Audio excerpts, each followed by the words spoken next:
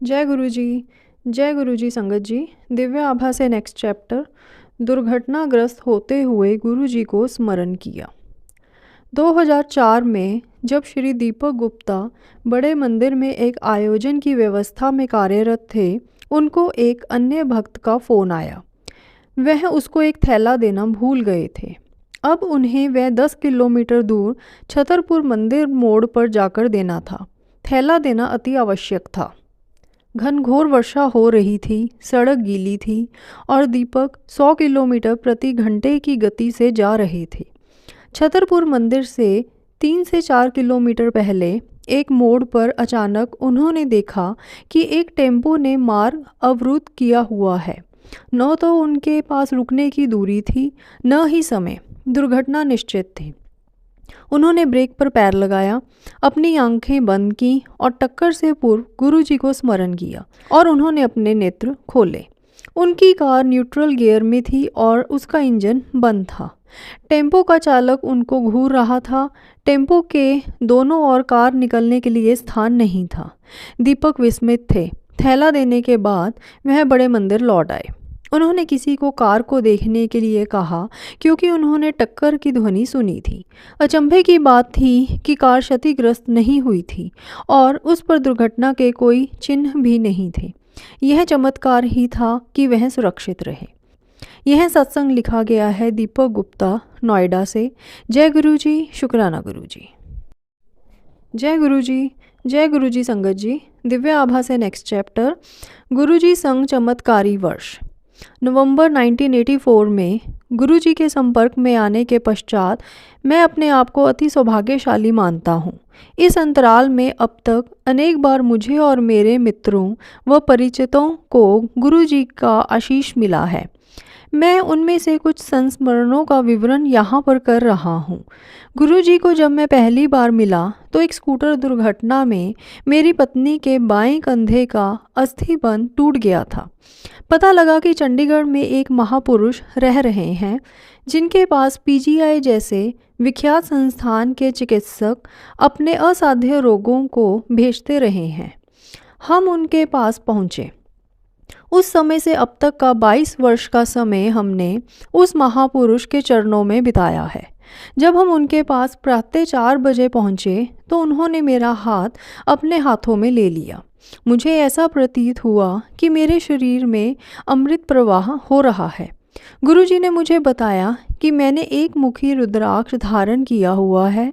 उन्होंने यह भी कहा कि उस पर एक शिवलिंग बना हुआ है जिसका मैंने विरोध किया। उनके कहने पर मैंने उन्हें वह रुद्राक्ष दिखाया। उन्होंने वह रुद्राक्ष अपने हाथ में लेकर उसे गंभीरता से देखने की मुद्रा बनाई और फिर मुझे उस पर शिवलिंग देखने को कहा। वास्तव में वहाँ एक शिवलिंग था जो उस पर आज तक है। जय गुरु जी।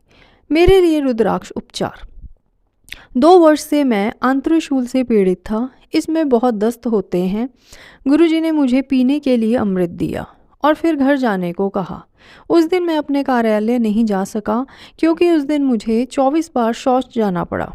शाम को जब गुरुजी ने फ़ोन करके मेरे स्वास्थ्य के बारे में पूछा तो मैंने उनको बताया कि मेरी स्थिति अत्यंत असहनीय है। उन्होंने उसका प्रतिकूल दृष्टिकोण लेते हुए कहा कि यह अच्छे चिन्ह हैं, रोग शरीर से बाहर निकल रहा है। अगले दिन प्रातः मुझे लगा कि मैं स्वस्थ हूँ और यह मैंने गुरुजी को बताया। उन्होंने कहा कि अभी रोग शेष है, वह अगले दिन ही ठीक होगा और अपने पास बुलाया। जब मैं उनके पास पहुंचा तो उन्होंने अपने रुद्राक्ष और एक चम्मच से मेरी नाभि को छुआ। छूते ही ऐसा प्रतीत हुआ कि मुझे बिजली का तीव्र झटका लगा है और मैं गिर गया। उन्होंने मुस्कुराकर कहा कि अब रोग से मुक्ति हुई है। उस बिजली के झटके के बाद वह रोग मुझे आज तक नहीं हुआ है। जय गुरु जी। और मेरी पत्नी की चिकित्सा हुई। मेरी पत्नी बबली का उपचार करने के लिए गुरुजी एक शनिवार की संध्या को हमारे घर पहुँचे। उनके निर्देशानुसार साबुत उड़द की दाल की 3 रोटियां बनाई गईं। आधी रोटी को शौचालय में डालकर जल प्रवाहित कर दिया गया। शेष 2.5 रोटियों को उन्होंने बबली के कंधे पर रख कर कुछ उच्चारण किया और मेरे हाथ में देकर बोले कि यह एक काले कुत्ते को खिला दूं। मैं भौंचक्का था। रात्रि के 9 बजे एक साफ स्वच्छ छावनी क्षेत्र में आवारा कुत्ता, वह भी काला, मिल पाना अति कठिन है। मैंने अपनी शंका गुरुजी को जताई। गुरुजी ने अपने शांत स्वर में मुझे नीचे बाहर जाने को कहा। मैं अचंभित हुआ जब नीचे जाने में ही मुझे एक काला कुत्ता मिल गया। उसी समय बबली का रोग भी समाप्त हो गया। एक दिन जब गुरुजी हमारे घर आए तो घर पर अनेक अतिथि थे। मेरी पत्नी ने बीच में एक बादाम का कटोरा रखा हुआ था। अचानक गुरुजी ने अपनी मुट्ठी भरकर बादाम उठाए और सब अतिथियों को लो अखरोट खाओ, पिस्ता खाओ, किशमिश खाओ कहते हुए बांट दिए। विस्मय की वह बात थी कि जिन फलों का नाम ले रहे थे बादाम उन्हीं में परिवर्तित हो गए थे। जय गुरुजी। अक्षमता का निदान। मेरे एक जवान नायक आनंदन को बाधा दौड़ में पीठ पर गहरी चोट लग गई थी। जवान का उपचार तो हुआ था, पर उस चोट के कारण वह सेना के सब कार्य करने में अक्षम हो गया था। उसे सैन्य सेवा से निवृत्त कर घर भेजा जा रहा था। मैं उसे प्रातः 4 बजे गुरुजी के पास ले गया और उनसे उसे स्वस्थ करने के लिए प्रार्थना करी। गुरुजी ने मुझसे प्रश्न किया कि यदि उन्होंने उसे रोग मुक्त किया तो उसके कर्म कौन समाप्त करेगा और इस अवस्था में वह अगले जन्म विकलांग रूप में जन्म लेगा। मैं विस्मित अवश्य था, पर मैंने गुरुजी से प्रार्थना करी कि वह अपने तप से उसके कर्म नष्ट कर दें। गुरुजी मुस्कुराए और उन्होंने आनंदन को लेटने को कहा। फिर उन्होंने उसे छूकर एक अति भयानक मुद्रा बना ली, जैसे वह किसी को डांट फटकार रहे हैं। नीचे लेटा हुआ आनंदन बच्चे की भांति धीरे धीरे सिसक कर रो रहा था और मैं आश्चर्यचकित था। फिर उन्होंने आनंदन को उठकर अपने शरीर पर से सब पट्टियां उतारने को कहा। उन्होंने यह भी कहा कि उसे स्वस्थ होने में समय लगेगा और तीसरे दिन उसे पुनः लेकर आऊं। अगले दिन प्रातः जब मैं पीटी के लिए जा रहा था तो मैंने आनंदन को अपनी बैरक के बाहर दंड लगाते हुए देखा, जैसे वह अपना शक्ति प्रदर्शन कर रहा है। मैंने उसे रुकने के लिए कहा तो वह बोला कि अब उसे कोई दर्द नहीं है और लग रहा है कि वह रोग मुक्त हो गया है। मैंने उसे गुरुजी के अगले दर्शन तक यह बातें गोपनीय रखने के लिए कहा। तीसरे दिन जब हम गुरुजी के पास गए तो उन्होंने मुझे अपने पास बुलाया और आनंदन की और उंगली करते हुए कहा कि वह शनि के प्रकोप से बाहर आया है। आनंदन का रंग साफ हो गया था और उसका वजन 13 से 14 किलो घट गया था। गुरुजी ने फिर आनंदन से प्रश्न किया कि उनके छूने के बाद क्या हुआ। आनंदन ने बताया कि तब से वह सोया नहीं है। गुरुजी ने तुरंत एक चाय के चम्मच से उसकी बाल्य ग्रंथि को छुआ। उन्होंने फिर मुझे निर्देश दिया कि आनंदन को बैरक में पहुंचाकर उसे सोने दूं। गुरुजी के स्थान से बाहर निकलते ही उसका सिर मेरे कंधे पर टिका और वह सो गया। वाहन चालक की सहायता से हम उसे बैरक तक लेकर आए और उसे उसके बिस्तर में लिटा दिया। आनंदन 3 दिन तक सोता रहा और पूर्णतः रोग मुक्त हो गया। तदुपरांत चिकित्सकों ने जब उसके परीक्षण किए तो उसे स्वस्थ देखकर वह आश्चर्यचकित रह गए। अब उनके पास उसे सब सैन्य सेवाओं के लिए योग्य घोषित करने के अन्यथा कोई और विकल्प नहीं था। जय गुरु जी। मृत पत्नी से संपर्क। कर्नल DRP चौधरी विधुर थे और चंडी मंदिर में हमारे घर के सामने रहते थे। एक दिन गुरुजी उनके घर गए और एक चित्र को देखकर उसके बारे में पूछा। कर्नल चौधरी ने कहा कि वह उनकी मृत पत्नी का है, जिसे भाग्य ने उनसे सदा सदा के लिए दूर कर दिया है। गुरुजी बोले कि वह तो यहीं पर है और क्या वह देखना चाहेंगे। हम असमंजस में थे। फिर उन्होंने अपना एक हाथ उठाया और हिलाया। अचानक वह चित्र हिलने लगा। फिर वह मेज जिस पर चित्र रखा हुआ था, उसके बाद एक एक करके उस कमरे की सब वस्तुएं, अलमारी, बिस्तर, सब कुछ केवल भूमि को छोड़कर फिर धीरे धीरे सब शांत हो गया। गुरुजी पुनः बोले कि वह उन्हें और अपने पुत्र को छोड़कर कहीं नहीं जा सकती, वह तो इधर ही है। जय गुरुजी। उसे मारने की आवश्यकता नहीं है। एक शाम को गुरुजी हमारे घर पर आए थे। उस संगत में आसपास के कई लोग भी आए हुए थे। कर्नल चौधरी मेरे से अकेले में बात करना चाह रहे थे। दूसरे कमरे में जाने पर बोले कि उन्होंने अपने पुत्र टिल्तू को जब गुरुजी के पास आकर आशीर्वाद लेने के लिए कहा तो उसने उत्तर दिया कि संतों के पास जाने की आयु तो उनकी है, वह तो संगीत सुनना चाहता है। इस बात पर कर्नल चौधरी को क्रोध आ गया और उन्होंने उसे चांटा मार दिया था। वह चाह रहे थे कि मैं जाकर उसे समझाऊं। मैंने उत्तर दिया कि स्थिति को थोड़ा शांत होने देते हैं, उसके बाद मैं उसे समझाऊंगा। उसके बाद हम गुरुजी के चरणों में आकर बैठ गए जैसे कुछ हुआ ही ना हो। गुरुजी ने कर्नल चौधरी की ओर देखा और बोले कि अब पुत्र बड़ा हो गया है, उसे मारने की क्या आवश्यकता थी। उसी क्षण टिल्तू ने कमरे में प्रवेश करके गुरुजी के चरण स्पर्श किए। जय गुरुजी। बौद्धिक क्रीड़ाएं। पहले गुरुजी अमृत बांटा करते थे। प्रत्येक भक्त को एक गिलास मिलता था और मैं अपने भाग का एक गिलास पी चुका था। उस दिन मैं गुरुजी के निकट बैठा हुआ था। अचानक मेरे मन में विचार उत्पन्न हुआ कि यदि गुरुजी मुझे एक गिलास और दें तो निश्चित हो जाएगा कि वह मेरे मन की बात पढ़ रहे हैं। उस समय गुरुजी किसी और को गिलास दे रहे थे। वह रुके और उन्होंने वह गिलास मुझे थमा दिया। 15 मिनट उपरांत मैंने संयोग सोचकर यह विचार मन से त्याग दिया। अब मेरे मन में आया कि यदि वह मुझे तीसरा गिलास दें तो मुझे विश्वास हो जाएगा कि वह मेरे मन के भाव जान सकते हैं। वह उसी समय रुके और मेरी ओर देखकर बोले कि लो, यह गिलास तुम स्वयं ही पियो। पहले गुरुजी को कोई स्पर्श नहीं कर सकता था। भक्त दूर से ही प्रणाम करते थे। एक बार जब मैं उनके पास बैठा हुआ था, मेरे मन में विचार आया कि मैं उनसे मिलकर अति भाग्यशाली हूँ, पर कितना अच्छा हो यदि गुरुजी मुझे अपने चरण स्पर्श करने दें। उन्होंने उसी क्षण मेरी ओर देखा। अगले दिन दोपहर को वह हमारे घर आए और बिस्तरे पर लेटने की इच्छा प्रकट करी। प्रसन्नतापूर्वक मैं उनको अंदर शयन कक्ष में ले गया। उन्होंने लेटकर प्रश्न किया कि क्या घर में घी होगा। मेरे हामी भरने पर उन्होंने मुझे उससे अपने पैर की मालिश करने को कहा। उस समय तक मैं पिछले दिन की मनोकामना को भूल चुका था। आधा घंटे बाद उन्होंने पूछा कि क्या वह जा सकते हैं। तब मुझे आभास हुआ कि वह केवल मेरी इच्छा पूर्ति करने आए थे। जय गुरुजी। 42 वर्ष में 20-20 की दृष्टि। उस समय मैं 42 वर्ष के आसपास होऊंगा जब मुझे निकट की वस्तुएं धुंधली दिखने लगीं। मैंने गुरुजी से अपनी दृष्टि ठीक करने का निवेदन किया तो वह बोले कि यह तो आयु के साथ होता ही है, पर मैंने पुनः उनसे अपनी दृष्टि ठीक करने का आग्रह किया। मुस्कुराकर उन्होंने मुझे लेटने के लिए कहा। उन्होंने मेरी आंख के पास पहले माचिस की तीली जलाई और फिर एक चाय के चम्मच में जल लेकर मंत्रोच्चारण करते हुए वह मेरी आंख में डाल दिया। तुरंत ही मुझे सब साफ दिखाई देने लगा। उन्होंने कहा कि अब 2 वर्ष तक मुझे कोई कठिनाई नहीं होगी, पर उसके बाद प्रकृति अपना कार्य पुनः आरंभ कर देगी। उसके बाद मेरा स्थानांतरण गुवाहाटी हो गया था। एक दिन फिर मुझे निकट का धुंधला दिखने लगा। मैंने वह डायरी जिसमें गुरुजी द्वारा उपचार की तिथि लिखी हुई थी खोलकर देखी तो वह ठीक 2 वर्ष पूर्व की थी।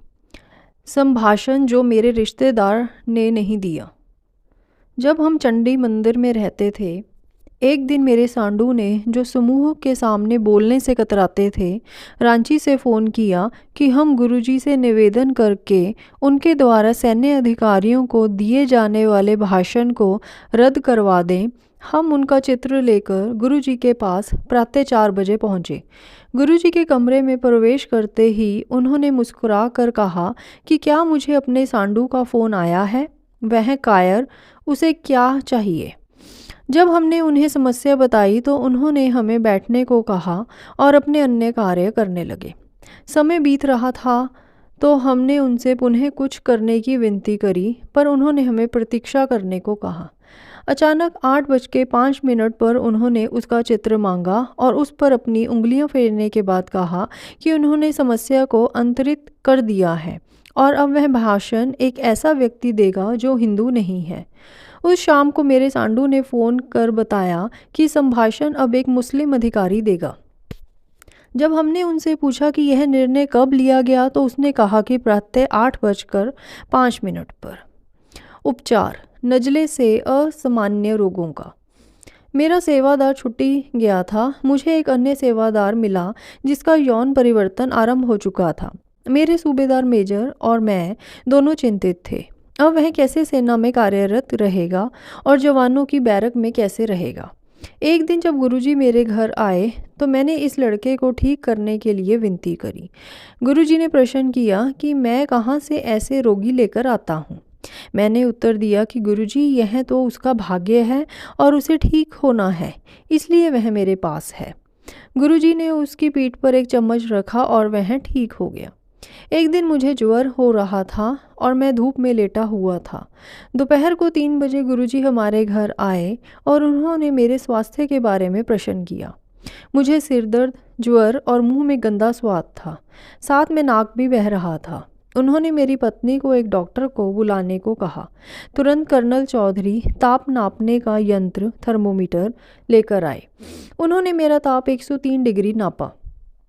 गुरुजी के प्रश्न करने पर उन्हें बताया कि औषधियों से 48 घंटे में मैं ठीक हो सकता हूँ, अन्यथा 3 दिन लगेंगे। गुरुजी ने फिर मेरी पत्नी को एक चम्मच थोड़ा सा नमक और जल लाने को कहा। उन्होंने उस चम्मच में थोड़ा सा नमक और जल मिलाया और कुछ मंत्रोच्चारण करके मेरी नाक में डाल दिया। मुझे लगा कि मेरे अंदर का सब कुछ बाहर निकल आएगा। मैं बाथरूम भागा और मेरी नाक से बहुत सा तरल निकला। मैं अपना मुंह धोकर आधा मिनट के बाद बाहर आया। गुरुजी ने डॉक्टर को पुनः मेरा ताप नापने को कहा। वह 97.5 डिग्री था। गुरुजी ने पूछा कि अब मुझे कोई बहती नाक, सिर दर्द या मुंह में गंदा स्वाद है। अब तो मेरा उपचार हो गया था, अतः मैंने नकारात्मक उत्तर दिया। गुलाब से स्पर्शित।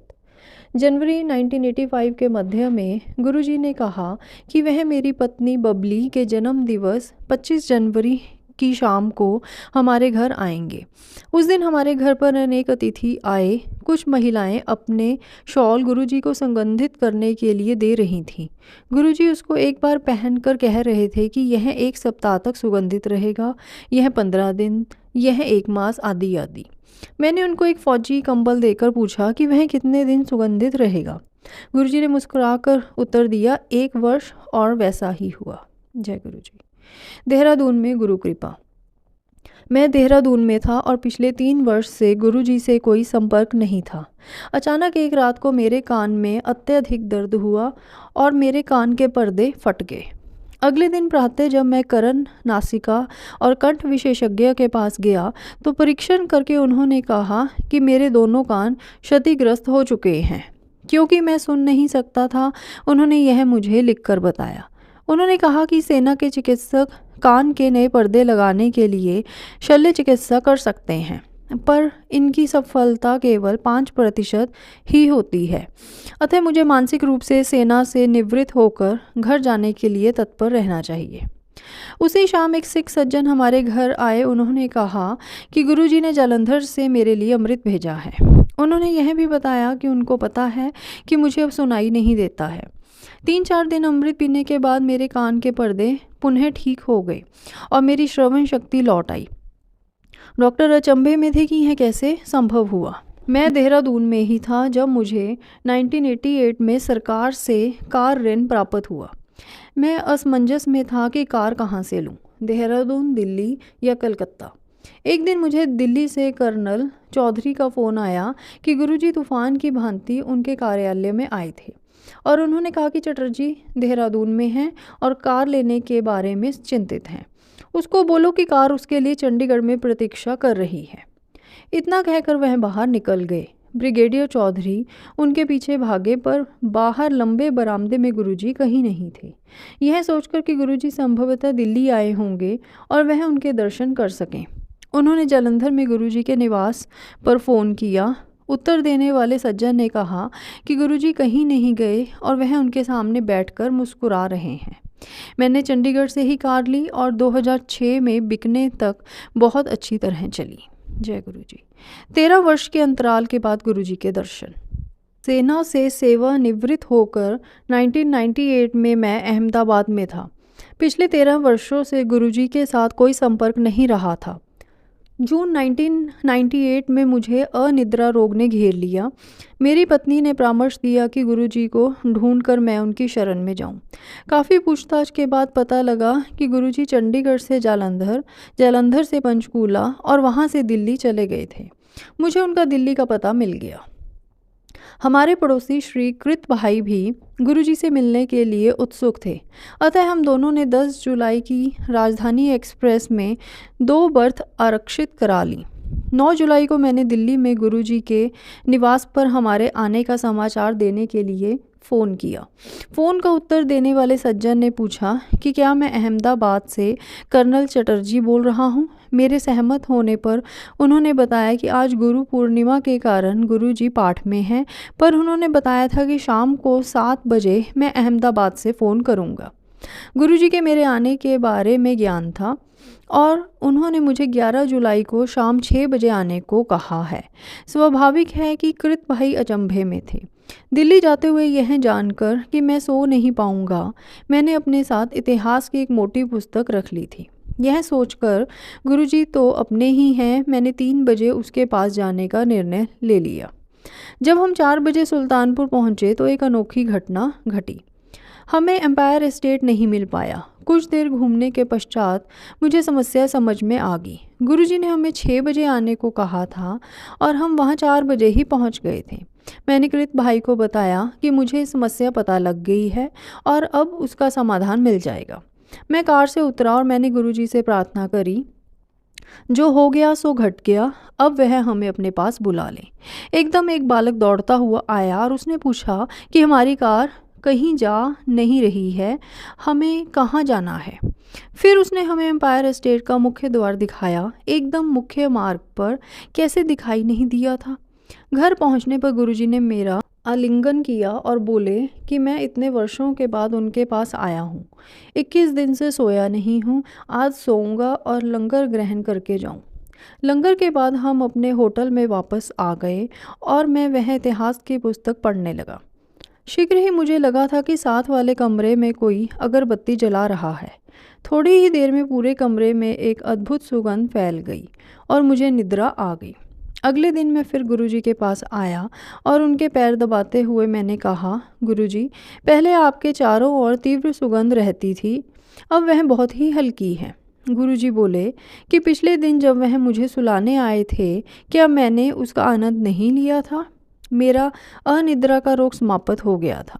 उसके बाद नवंबर 1999 में जब मैं अहमदाबाद से उनसे मिलने दिल्ली आया था तो उन्होंने कहा कि मैं उनके पास आ जाऊंगा। सीमेंस में अपने साक्षात्कार से एक दिन पहले मैं गुरुजी से मिला और उनको इसका समाचार दिया। वह बोले कि मेरा चयन हो चुका है और उन्होंने मेरी आय भी बता दी। मुझे उतना ही प्राप्त हुआ। जय गुरुजी। लंगर और प्रसाद से चिकित्सा। 2006 में कुछ मास से मेरी दाहिने हाथ की अंगूठी वाली उंगली मुड़ नहीं रही थी। चिकित्सकों के अनुसार अस्थिर रज्जु सूख गया था और उसका कोई उपचार संभव नहीं था। उन्होंने मुझे दर्दनाशक औषधियाँ लेने का परामर्श दिया। जब मैंने इस बारे में गुरुजी को बताया तो उन्होंने मुझे अपनी सब अंगूठियाँ उतारने को कहा। अगले दिन से उसमें वेदना समाप्त हो गई, पर बाएं हाथ की वही उंगली दर्द करने लगी। कुछ दिनों के पश्चात जब मैंने गुरुजी को बताया तो उन्होंने मुझे गर्म जल में उंगली डालने को कहा। यह सोचकर कि इससे उपचार नहीं हो पाएगा, मैंने उनसे पुनः निवेदन किया। उन्होंने मुझे लंगर खाने को कहा। 3 दिन लंगर खाने के बाद उस उंगली में कोई कष्ट नहीं बचा। 2000 में एक दिन प्रातः उठने पर मुझे आभास हुआ कि मेरे बाएं हाथ में कोई अनुभूति नहीं है और मैं उसे हिला नहीं सकता था। मुझे पक्षाघात हो गया था। उस शाम को संगत में जब गुरुजी प्रसाद बांट रहे थे, मैंने उनसे इस बात की चर्चा करी। उन्होंने मुझे प्रसाद दिया और थोड़ा ज़ोर से बोले कि मैं उसे बाहर जाकर खा लूं। प्रसाद ग्रहण करते ही मेरे हाथ में सिहरन हुई। उन्होंने मुझे पुनः प्रसाद दिया, मैंने वह भी खाया। अब मैं अपने हाथ की उंगलियां हिला सकता था। गुरुजी ने फिर से मुझे तीसरी बार प्रसाद दिया और उसे लेने के 15 मिनट उपरांत मेरा हाथ बिल्कुल पहले की भांति हिलने डुलने लगा। जय गुरुजी। बाल झड़ने का उपचार। मेरी पत्नी के सिर के बाल सामने से झड़ने लगे थे। हम 3 वर्ष तक उस गंजेपन को रोकने के सब प्रयास विफल रहे थे। एलोवेरा के shampoo, arnica plus, Shahnaz Husain आदि। जब मैं दिल्ली आया मैंने गुरुजी को समस्या से अवगत कराया। सुनते ही वह बोले, बबली आंटी। फिर हवा में अपना हाथ हिलाया और कहा, हट गया, कुछ समय लगेगा। 1 सप्ताह में नए बाल आने लगे और शीघ्र ही उसका उपचार हो गया था। 2003 में मुझे मूत्र रोग समस्याएं होने लगीं। अंत में चिकित्सकों ने पुरस्थ ग्रंथि की शल्य क्रिया का उपचार बताया। गुरुजी की संगत में मैंने मन ही मन उनसे प्रार्थना करी। तुरंत उन्होंने अपना दायां हाथ अपने सिर के ऊपर उठाया और एक मुद्रा बनाई। साथ ही अपने अंगूठे और तर्जनी को आपस में मिला। मुझे लगा कि उन्होंने मेरे लिए कुछ किया था, परंतु मन में संशय था। मैंने मन में ही निवेदन किया कि यदि यह मेरे लिए है तो गुरुजी कृपया मेरी ओर देखिए। उन्होंने ऐसा ही किया और मुझे संतोष हो गया। अगले दिन मैं स्वस्थ था। कोलकाता में वर्षा। अप्रैल 2007 के अंत में मुझे कोलकाता जाना था। लंगर के उपरांत मैं गुरुजी से आज्ञा लेकर मेरे प्रवास की अवधि में कोलकाता को वातानुकूल रखने के लिए विनती करना चाह रहा था, किंतु मेरे कुछ कहने से पूर्व वह मुझे डांटते हुए बोले, अपना कम छड़ मेरे कोल आ जा। मैं कुछ नहीं कह सका। बाद में उन्होंने गायत्री को बताया कि उन्होंने मेरे लिए कोलकाता में वर्षा भेजी है। शुक्रवार की शाम को जब मैं राजधानी एक्सप्रेस गाड़ी में चढ़ा और मैंने कोलकाता में अपने संबंधी को फ़ोन किया तो वह बोले कि वहाँ पर मूसलाधार वर्षा हो रही है। मैं कोलकाता 9 दिन रहा और उस अवधि में या तो बादल छाए रहे या वर्षा होती रही। दिल्ली वापस आने पर गुरुजी ने मुस्कुराकर मुझसे प्रश्न किया, कलकत्ते मींह सीगा? मैंने उत्तर दिया, आपने मेरे को इतनी ज़ोर से डांट दिया कि मैं आपको बोल नहीं पाया था, लेकिन आपने दया करके मेरे मन की बात सुन ली। वह बोले, जा ऐश कर। दिव्य उपहार। एक बार चंडीगढ़ में एक महिला को, जो मुख्यमंत्री की घनिष्ठ संबंधी थी, गुरुजी ने अपना हाथ उठाकर एक कर्ण फूल प्रकट करके दिया। उस महिला ने कहा कि वह एक बाली का क्या करेगी। गुरुजी ने अपने हाथ पुनः उठाकर एक और प्रकट करके दिया। वह महिला फिर भी असंतुष्ट रही और बोली कि दोनों की बनावट में अंतर है। गुरुजी ने उत्तर दिया कि शिवजी ने जो देना था दे दिया, वह और कुछ नहीं कर सकते हैं। एक बार लंगर के उपरांत जब एम्पायर एस्टेट में संगत में बहुत कम भक्त बचे थे, हम सब गुरुजी के आसपास बैठ गए। उन्होंने हरमिंदर सिंह सीमेंस के निर्देशक से पूछा, क्या उन्होंने मेरे संस्मरण सुने हैं? उनके नकारात्मक उत्तर पर मुझे अपने संस्मरण सुनाने को कहा गया। अचानक ही थोड़ी देर में गुरुजी की मुद्रा स्थिर होकर अति कठोर हो गई और मुख लाल हो गया। फिर एकदम उन्होंने अपना एक हाथ उठाया और उसमें एक डमरू जैसी वस्तु प्रकट हुई। उन्होंने वह मेनका गांधी के हाथ में दिया और स्वयं मूर्ति सदृश अचल होकर नमस्कार मुद्रा बना ली। कुछ समय पश्चात वह बोले, देखें शिवजी ने क्या दिया है। उस डमरू को तोड़ने पर उसमें से खोए का प्रसाद निकला। सबको बांटने के बाद भी कुछ बच गया। वह उन्होंने मेनका को दिया और बोले कि उसे फ्रिज में नहीं रखना है, वह कभी खराब नहीं होगा। यह सत्संग लिखा गया है कर्नल दीप्तेंदु शेखर चटर्जी, गुड़गांव से। जय गुरु जी, शुक्राना गुरु जी।